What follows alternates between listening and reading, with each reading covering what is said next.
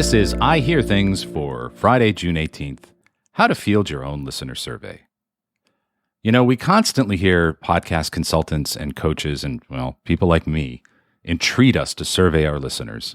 But it can be hard to get started with a listener survey if you've never done it before. And I've been doing it for 25 years, so I have a bit of unconscious competence with it, but it can be hard to get started, I think.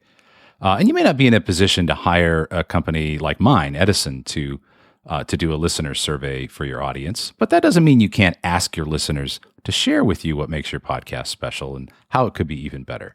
So my intent with this podcast and the next one, which will come out in a week or two, my intent here is to give you a pretty good start, which, by the way, is also the name of my 2-star daycare franchise.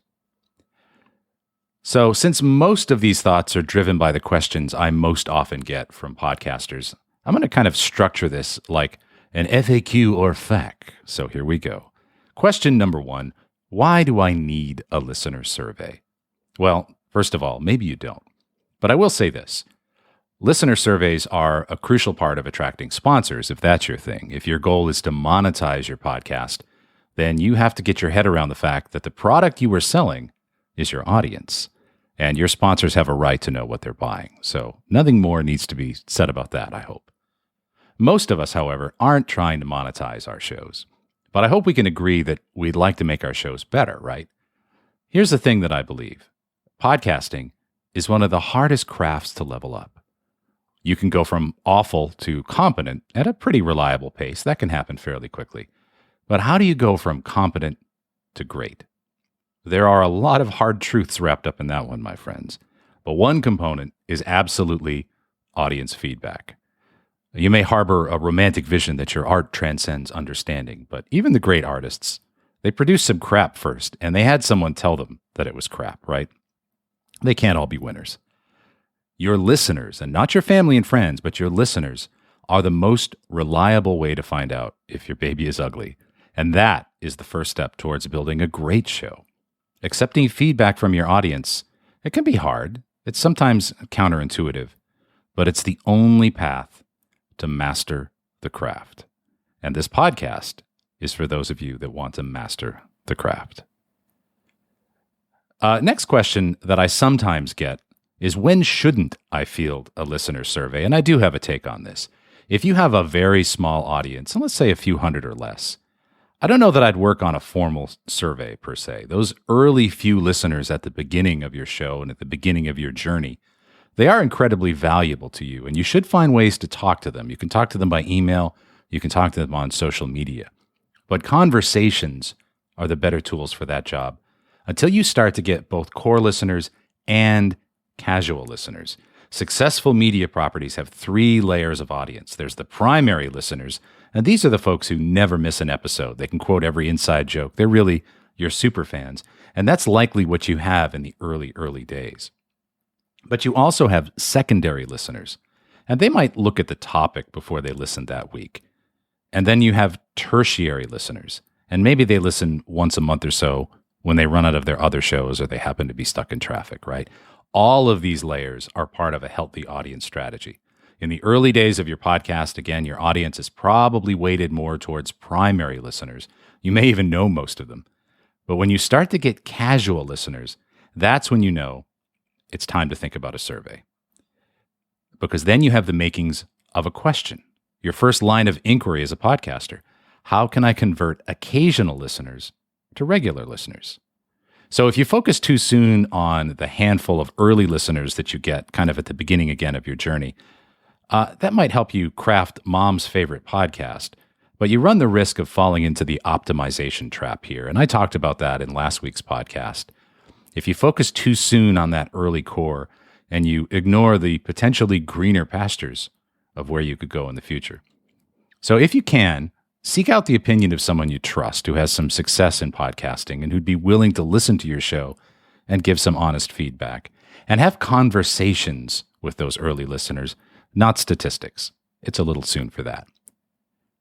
What kinds of questions should you ask? Well, I'm going to have an entire podcast and an entire article devoted to that before the end of June. So just in about a week and a half, you will have everything you need. It's such a huge topic that I want to give it the space that it commands. So look for that in about a week and a half.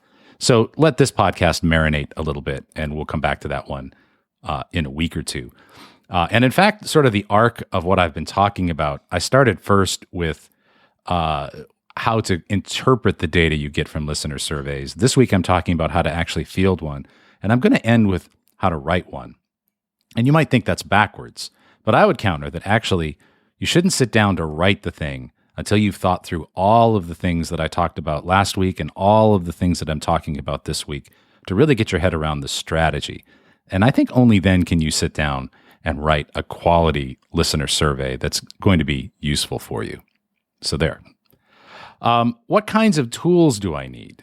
Well, listener feedback can be pretty simple. You can ask people to email you to get listener feedback. You don't need any kind of expensive software here. On the free end, I don't think most people are going to need anything more than Google Forms to field a simple survey. I'm sure you can Google that, Google Forms. You can also spend a little bit on tools like Typeform or SurveyMonkey. Obviously, at Edison, we have some tools with a little bit more horsepower for our election work and so on. But you don't need those kinds of tools if you keep your survey short and simple. If you're using a free tool, here's a pretty good rule of thumb. If what you're asking for is too complex for the tool to handle, don't ask that. Do a simpler thing. Your job is to challenge your listeners, but not defeat them. How do I get people to take my survey? Now we come to a meaty topic. For most people, the sole driver of survey responses is going to be asking people to take the survey in the flow of your podcast itself. Given that in-podcast solicitations are going to be the main driver for people to take your survey, put your back into it. Wherever your questionnaire is hosted, get a short, easy-to-remember link that redirects to it. And the best practice for this is, of course, to have your own URL, your own show website. And that makes it easy for you to make a page on that site that's just called Survey. And you can redirect that to wherever your actual survey is hosted. So, for instance, www.yourpodcast.com/survey. That's really simple to do with WordPress or Squarespace or Wix sites. Just find the redirect on any page you make. Don't make your listeners have to think or spell. As a side note, when I write this newsletter on the web, I refer to the newsletter I Hear Things at the URL, the funky URL I have for it, which is I Hear Things, IHEARTHIN.GS. Thank you to the Sandwich Islands. But that's a redonkulous thing to try and say on a podcast. So when I talk about the podcast, I refer people to tomwebster.media. So you want to have a very simple URL, tomwebster.media, and /survey, which redirects to where the survey is. Now, for the solicitation itself, tell people why you are doing it and how important it is to the show. Sell it. We often do cross-network surveys for large podcast networks in which we combine surveys for each show. We weight them to their download numbers and other associated data, and we come up with demographic and psychographic profiles for that network and for each individual podcast. Once we did this for a large podcast network, I'll say a top 10 podcast network, and that network had some very big shows, certainly shows you'd find in the top 50, but also a variety of much smaller shows. And it's one of those smaller shows, a very niche, or as the French would say, niche podcast. They completely killed it in terms of survey response compared to larger shows, because they didn't just say at the end of every episode, oh, take our survey. They actually wrote, performed, and produced an original song that encouraged people to take the survey. And let me tell you, people took that survey. Do you need to work that hard? No. But could you to great effect? This is between you and your God. In any case, you'll get the best results if the host or hosts talk about the survey live in an engaged, passionate way. You want people to give their feedback, so act the part. A side question to this I sometimes get is, can I ask for survey responses in social media or on my website? In other words, can I only ask for them on the podcast, or can I ask for people to take the survey on Twitter and Facebook, etc.? In the quest for completed surveys, you might be tempted to do this. You might be tempted to promote the survey everywhere that you can, right? I would resist this urge. We see the best results when the sample is pure and driven solely by people who respond to an audio solicitation directly in the podcast itself. That way you know you're getting listeners, at least. You're getting actual listeners, right? Not readers. Whenever clients insist that they want to promote the survey across Twitter or to their company email database, we always make sure we can distinguish those responses from the ones driven by the podcast itself. Responses from social can be really wonky, by the way, compared to other sources. You at least want to be able to tell them apart. So when clients insist on that, we use different links or survey instances for the survey that is sent out on social media so that we can at least distinguish them from the respondents who come from the podcast itself, which are always the best. Now, if you have an email database that was solely developed from and for the podcast, it has no other use. That's an exception to that previous advice. And by the way, if you don't have an email database for your show, now you have another good reason to build one. Email is still the milkshake that brings all the persons to the yard. Another question that I often get is, should I provide an incentive to take the survey? And I'm a big fan of providing an incentive to take a listener survey. It's certainly a good way to convince more casual, again, I talked before about secondary and tertiary listeners. It's a good way to convince them to take the survey. But just think about it this way. When a listener takes the time to fill out a survey, it's a tremendous gift. You should honor that gift, right? Honor that gift. And that incentive doesn't have to be cash, right? And in some cases, it shouldn't be cash. Cash says, I value your time. Now, don't get me wrong, that still works.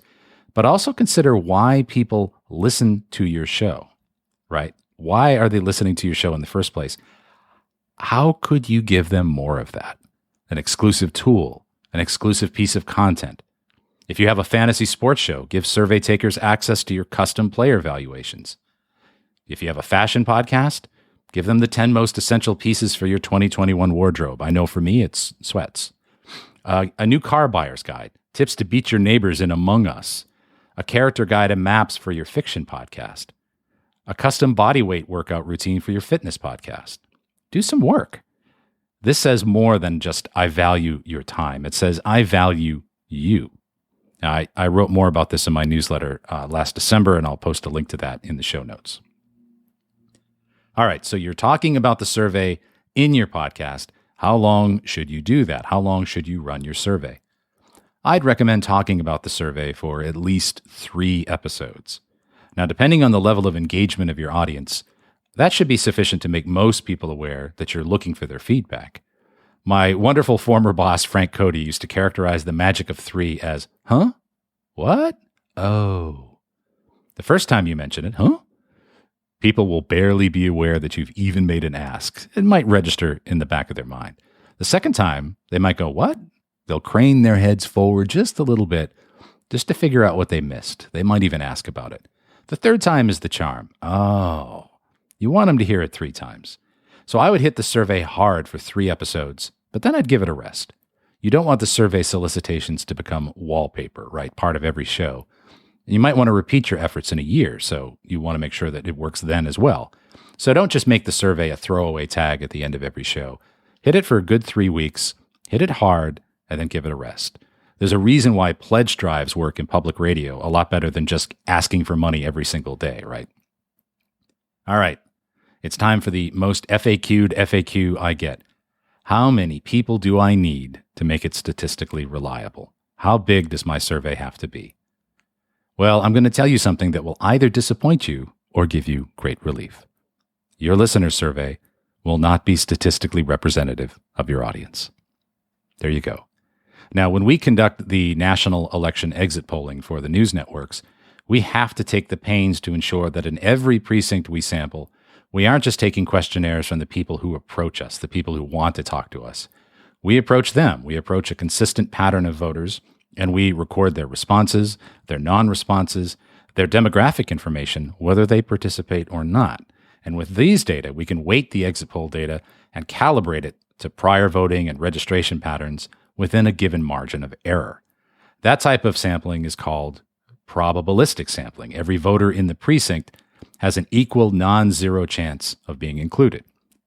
Your listener survey has no way to deal with non-response bias, with the people who don't take it.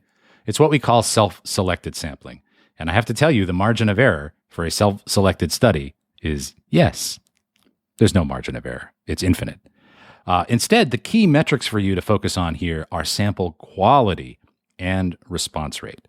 Sample quality first. If you field a study about your fantasy sports podcast and you get 2 million responses from non-sports fans, your results are probably crap. On the other hand, if your podcast is pitched to high-level CMOs and you get 10 Fortune 100 CMOs to take your survey, I think you'd be okay with a sample of 10. And that's the sample quality aspect. Response rate is the other key variable. We at Edison typically don't look at anything that's under 100 persons. And of course, more is more gooder. More important, however, is the relationship between that sample and the size of your downloads. If your show gets 1,000 downloads per episode, a 100-person sample would be pretty great. If your show gets 50,000 downloads per episode, 100 persons might not be so great. And that might be a sign that you need to go back to the drawing board and revamp your solicitation, your call to action. Now, if you can get 5% of your estimated audience to respond, you're doing extremely well indeed, better than direct marketers. Remember, you don't just want your super fans to respond. You need those more casual listeners. And again, some kind of incentive can help with this. And finally, again, we generally don't make decisions on a sample that's smaller than 100. That includes demographic subsets of that sample as well. If you have 17 millennials in your 100-person sample, you're not going to be making any grand declarations about your millennial audience. And I have a very simple rule here. If a given sample or a subset is less than 100, don't express it as a percentage. 68% of 72 people is a horror movie, not a statistic. I think it was called Bits and Pieces. So what do I do with these results? When you get your responses back, you may be disappointed at the response rate. It might happen. Let's face it. We're all busy, and your listeners may not respond in the numbers you had hoped. But that doesn't mean that what you have is worthless. In these situations, I think it's always best to think of a survey not as a thing to tell you what to do. You have your art, your vision, your own roadmap for that. Instead, even with a small sample size, research like this can tell you what not to do. Survey data can give you the guardrails, the constraints that allow you to veer around the road without losing your way. If you treat it thusly, you won't go wrong. Research used correctly isn't about finding the safest path, the middle ground. That, my friends, is the road to Celine Dion. It's about spotting the pothole so you can speed up and take a few risks with your content without the fear of completely blowing up what makes the show great. What should your show do? Well, people will have 1,000 opinions. But what shouldn't you do? There you'll find, I think, a little more agreement. One of the biggest mistakes people make after they have gone through the process of a listener survey is never to mention it again. You should be talking about it constantly. If you introduce a new feature, explain that it came from listener feedback. Bring back a previous guest. Tell people it's because the listeners wanted to hear from them again. Always be reinforcing the value of listener feedback by showing your audience how you're putting their suggestions into action. That's it for this week. I'm going to come back with the next show and really talk about the nuts and bolts of the questionnaire itself. And I think you're going to be very happy with that. So look for that in the next show. Always love to hear from you. If you'd like to support the podcast, you can do that at buymeacoffee.com/Tom Webster. I am Tom Webster, and this has been I Hear Things for the week of June 18th. I had to look at my calendar there. This is live, and I don't edit. We'll see you next time.